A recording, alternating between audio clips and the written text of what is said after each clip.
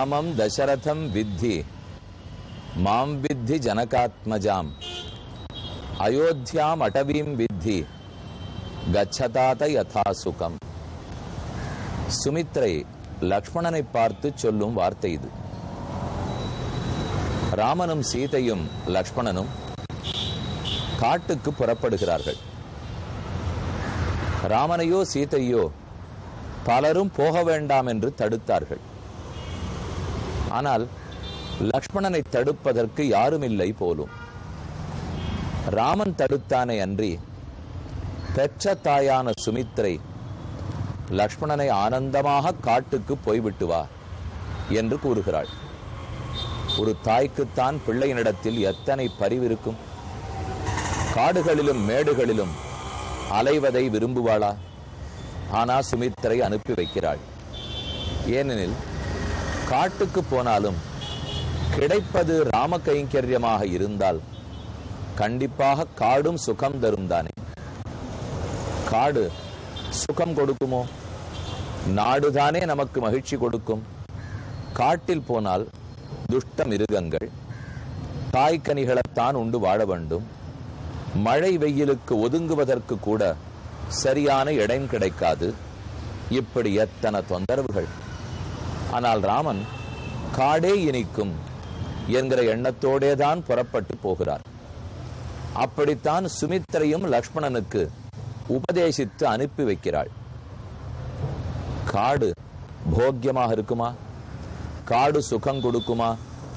கொடுக்கக்கூடிய ஓர் இடத்தைத்தான் நாம் இப்போது அடைந்துள்ளோம். பெங்களூரு பட்டணத்தில் உள்ளோம். அங்கே பனசங்கரி 3வது ஸ்டேஜில் இருக்கும் கத்ரி குப்பேங்கிற இடம். அங்கு இருக்கக்கூடிய கல்யாண ராமசுவாமி ஆலயம், அவ்விடத்தை அடைந்துள்ளோம். இப்போது நாம் இருப்பது ஜனசந்தடி மிகுந்திருக்கக்கூடிய ஒரு இடம். உங்களுக்கே அருகில் நிரம்ப வண்டிகள் போக்குவரத்து சத்தம் கேட்டுக்கொண்டிருக்குமே. ராமனோ நாட்டை துறந்து காட்டுக்கு போகிறான். நாமோ சந்தடி நிறைந்த காட்டுக்குள்ளே இருக்கிறோம். இதை ஏன் காடுன்னு சொல்லுகிறேன் தெரியுமா? வனசங்கரி என்ன இதற்கு பெயர். இப்போது பனசங்கரின்னு இருந்தாலும் இது வனசங்கரி. சங்கராங்கிற சப்தத்துக்கு பொருள் உண்டு. சம் சுகம் கரோதீதி சங்கரஹ. சம்ன சுகம், கரோதின செய்கிறார், கொடுக்கிறார்னு அர்த்தம். சுகத்தையே கொடுக்கிறார். ராமநாமத்தின் பெருவை சங்கரரான பரமசிவனாருக்குத்தானே தெரியும். பார்வதி தேவி பரமசிவனாரிடத்தே கேனோபானயேன லகுனா விஷ்ணோர் நாம சஹஸ்ரகம் பட்யத்தே பண்டிதைர் நித்யம் ஸ்ரோதும் இச்சாமியகம் பிரபோ. 1000 திருநாமங்கள் சஹஸ்ரநாமம். அதத்தனை எவ்வளவு நேரத்தில் சொல்ல? அதனால் சுருக்கமா சொல்றதுக்கு வழி உண்டா என்று கேட்டாள். அதுக்கு பரமசிவன் பதில் கூறுகிறார். ஸ்ரீராம ராம ராமேதி ரமே ராமே மனோரமே சஹஸ்ரநாம தத்துல்யம் ராமநாம வரானனே. இந்த பதிலேயே ராமநாமத்தின் பெருமை, அதன் இனிமை தெரிந்து பரமசிவன் எவ்வளவு ஆச்சரியமா சொல்லியிருக்கார். தேவி 1000 நாமங்கள் சொல்றதும் ராமநாமத்தை சொல்லுவதும் சமம். அதை சொன்னாலே நமக்கு ஆனந்தம் ஏற்படும். ஆனந்தத்தையே கொடுக்கக்கூடியவர் சங்கரர். சம் சுகம் ததாதி கரோதி, சுகத்தை கொடுக்கிறார். அதனால சங்கர. இப்ப நாம் இருக்கிறது பனசங்கரி. பன வன. அப்ப காடு சுகத்தை கொடுக்கும்னு தெரியறது இல்லையோ. வனன காடு, சங்கரின சுகத்தை கொடுக்கக்கூடியது. அப்ப காடே சுகத்தை கொடுக்கும். அதை நம்பித்தானே ராமனும் லக்ஷ்மணனும் புறப்பட்டிருக்கிறார்கள். ஆக நாம சரியான இடத்தை தான் வந்து அடைந்துள்ளோம். நாடு இனி சுகம் கொடுக்காது, காடுதான் சுகம் கொடுக்கும். இந்த பட்டணத்தில் இவ்வளவு ஜனசந்தடியும் இப்போது உள்ளது. இத்தனைக்கும் ரொம்ப வேகமாக வளர்ந்த பட்டணம் பெங்களூரு. மற்ற பட்டணங்களை விட இது அதிவேகமாக முன்னேறின சொல்லு. ஆனா இந்த இடங்களெல்லாம் பழைய காலத்தில் காடுகளாகத்தான் இருந்தன. தோப்பு, தொரவு, வயல்காடு, காடு, இப்படித்தான் இந்த இடங்கள் எல்லாமே இருந்தனவாம். இன்றுதான் இத்தனை ஜனசந்தடி. இங்கே சுமார் 14-15 வருஷங்களாக கல்யாண ராமசுவாமி கோயில் கொண்டுள்ளார். பக்த ஆஞ்சநேயனோடே, வலதுபுறத்தில் சீதையோடே, இடதுபுறத்தில் லக்ஷ்மணனோடே, நடுவாக பெருமானின் திருக்கோலம். முதல் கோயிலுடைய சுற்றுப்புறத்தை எல்லாம் சேவித்துக் கொள்ளுகிறோம். ரொம்ப ஆச்சரியமான தீபஸ்தம்பம்.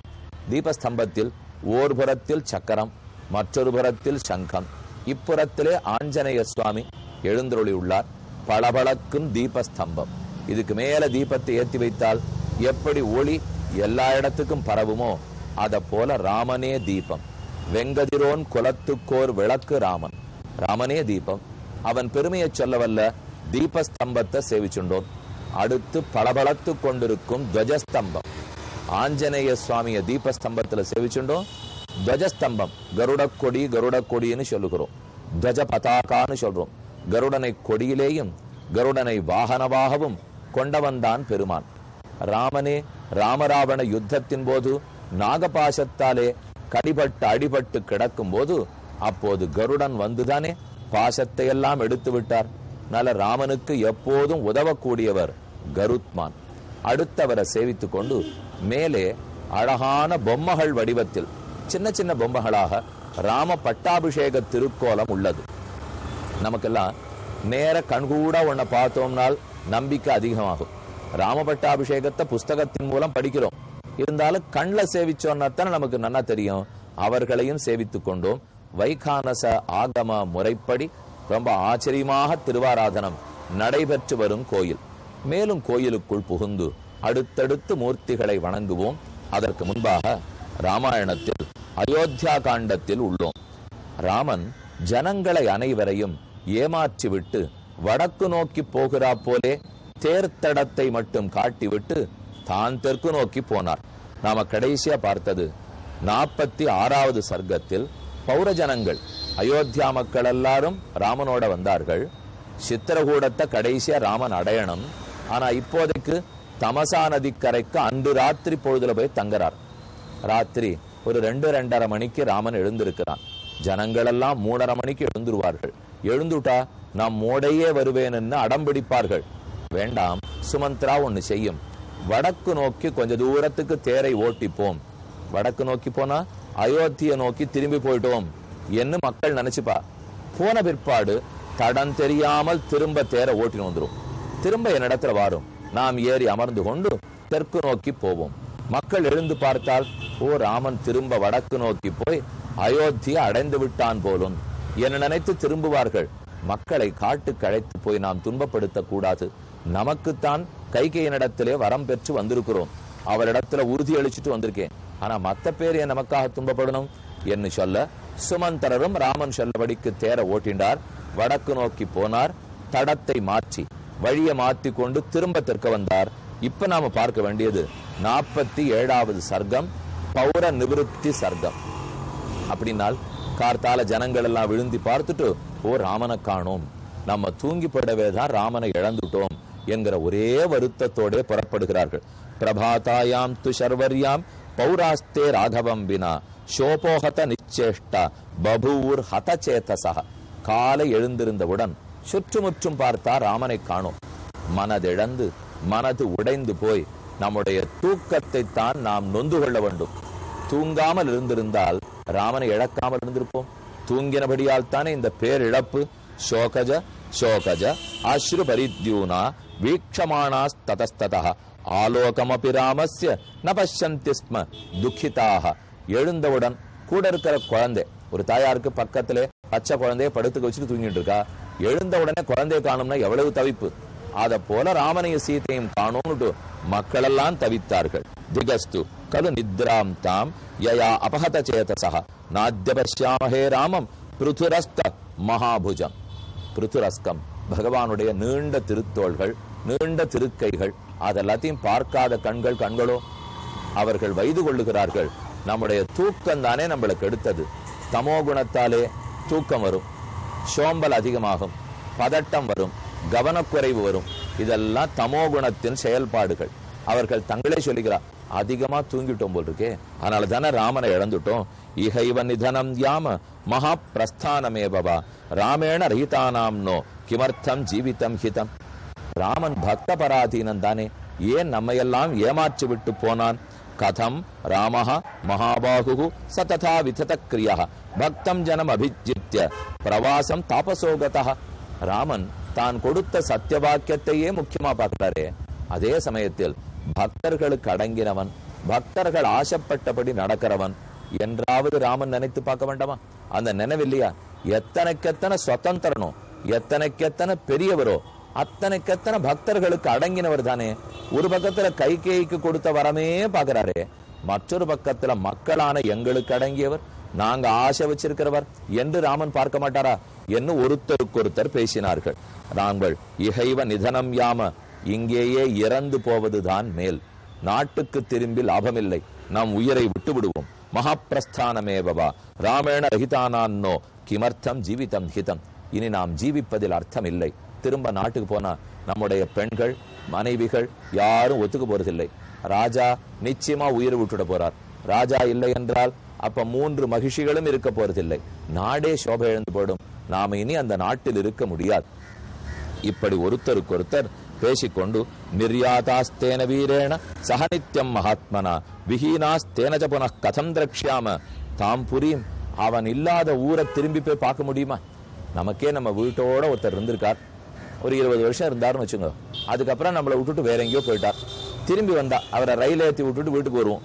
வந்த உடனே அவர் கொடுத்திருந்த ரூமை பார்த்தா மனசு கஷ்டப்படுறாப்புல இருக்கும். இத்தனை நாள் இருந்தாரே, நம்மோட இருந்தாரே, கிளம்பி போயிட்டாரேன்னு இருக்கும் இல்லையோ. ஒரு சாதாரண மனுஷன் இருந்ததுக்கே நம்ம இவ்வளவு தவிக்கிறோமே, ராமன் இருந்து புறப்பட்டு போனதுக்கு எவ்வளவு தவிச்சிருப்பார்கள். ராமனுக்கு இப்ப வயசு 25. 12 வயசு வரைக்கும் குருகுலவாசம், 12 வயசுல கல்யாணம், திரும்ப வந்து 12 வயசு ஆயிடுச்சு. இப்ப 25 வயசு காட்டுக்கு வந்திருக்கார். இந்த 25 வருஷம் கூட ராமனோட இருந்ததை 250 வருஷம் இருந்தா போலே கருதுகிறார்கள். அத்தனை ஆனந்தம். அந்த ராமன் இல்லாத ஊருக்குள்ள நாம நுழைய முடியுமா? ரதமார்கானுசாரேண நிவர்த்தந்த மனஸ்வினா கிமிதம் கிம் கரிஷ்யாமஹ தெய்வேன உபஹதா இதி. ஆனால் நம்மால் என்ன செய்ய முடியும்? நாம் ஏழை எளிய மக்களாயிற்றே, ராமனோ வலியவனாயிற்றே. அவன் பார்த்து நம்ம சிக்ஷிக்கணும், தண்டிக்கணும், பிரியணும் என்று முடிவு பண்ணிவிட்டால் நம்மால் அதை மாத்தி நடக்கிறதுக்கு முடியுமா? என் வருத்தத்தோட ஊருக்கு திரும்பினார்கள். ஆலோக்கிய நகரியும் தாஞ்ச க்ஷய வியாகுலமானசக ஆவர்த்தயந்ததே அஸ்ரூணி நயனைஹி சோக பீடிதைஹி. கண்களிலிருந்து கரகரத்து தண்ணீர் ஓடிவர சோகம் மனசை பிசைய தாங்கள் ராமனில்லாத ஊரில் நுழைந்தார்கள். ஏஷா ராமேண நகரி ரஹிதா நாதிசோபதே ஆபகாகருடேனேவ ஹிருதாவிருத்தவன்னதா சந்திரஹீன விவாகாசம் தோயஹீன விவார்ணவம் அபஷ்யன் நிகதானந்தம் நகரந்தே விசேதசக. ஒரு மனுஷன் இருக்கார், நல்லெண்ணம் இல்லாத மனுஷன் இருந்து என்ன லாபம்? தண்ணீர் இல்லாத கடல் இருந்து என்ன லாபம்? சந்திரன் இல்லாத ஆகாசம் இருந்து என்ன லாபம்? இது எப்படியோ அப்படித்தான் ராமன் இல்லாத ஊர் என்று வருத்தப்பட்டார்கள். சந்திரஹீன விவாகாசம் அபஷ்யன் நிகத ஆனந்தம் நகரந்தே விசேதசக தே தானி வேஷ்மானி மகாதனானி துக்கேன துக்கோபஹதா விஷந்தஹ நைவ பிரஜக்முஹு சுஜனம் பரம் வா நிரீக்ஷமானாஹ பிரவினஷ்ட ஹர்ஷஹ. வினஷ்ட ஹர்ஷஹ, ஹர்ஷம் ஆனந்தம் தொலைஞ்சு போச்சு. ராமன் எப்ப தொலைந்தானோ ஆனந்தத்தையும் தொலைத்தார்கள். ஒத்தொத்தர ராமா, தாசரதே, ரகுவீரா, ராகவா, காக்குத்ஸ்தா என்னென்னே கூப்பிட்டு கொண்டு இனி இந்த ராமனை எப்போது நாம் பார்ப்போம். மக்களுக்கு எப்போதுமே ஒரு இழப்பு ஏற்பட்டு போச்சுன்னால் அது எவ்வளவு நெடுங்காலத்துக்குன்னு தோணாது. இப்ப இருக்கிற இழப்பு நம்ம மனசுக்கு தெரியும். ஆனா இனிமே 14 வருஷம் பிரிஞ்சிருக்க போறோம் நினைத்தால் அதையும் அவர்கள் தாங்க போவதில்லை. ஆனால் ராமனுக்கோ சுகம். வனசங்கரி அல்லவா, வனத்துக்கு போனாலே சுகம்தானே. ராமனோ வனத்தை அடைந்திருக்கிறார். இப்ப நாமும் கல்யாண ராமசுவாமி கோவிலுக்கு வந்திருக்கோம். உள்ளே சென்று அடுத்தது சேவிப்போம்.